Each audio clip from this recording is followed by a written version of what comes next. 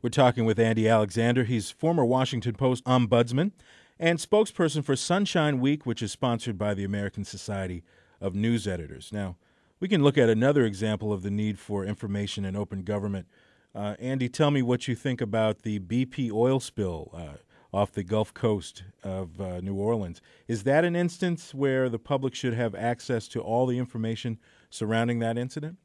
Well, you say all the information. I'm sure there are statutes that for competitive reasons or maybe even national security reasons may protect some of that information. Mm-hmm.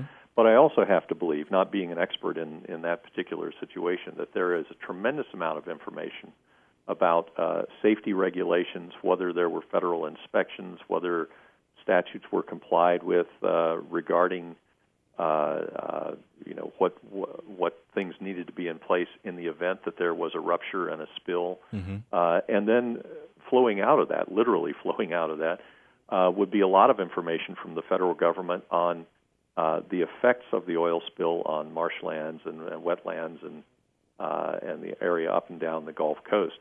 So all of that information is important. When you get into these issues, there's frequently a very interesting intellectual battle between what should be private and what should be public. Mm-hmm. And what's interesting about this whole open government issue is that when you, if you've had some traffic violations in your life, let's say some speeding tickets. How'd you know? I can find out. Some speeding tickets, and maybe you had a reckless driving arrest at one point. That's the type of thing you probably feel should not be in the public domain. Mm-hmm. But on the other hand, if you have a child that rides a school bus every day, I'm pretty good bet that you would want to know the driving record of the driver of that school bus.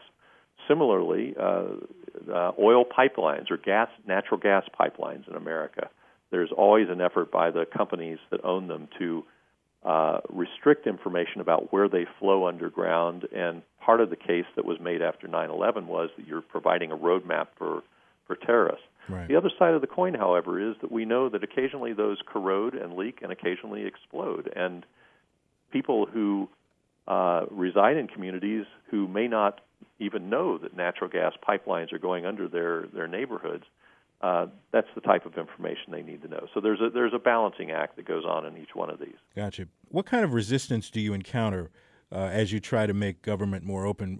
I think about the documents that are released on occasion that deal with information. They always have that highly redacted look, with the black marker across the front.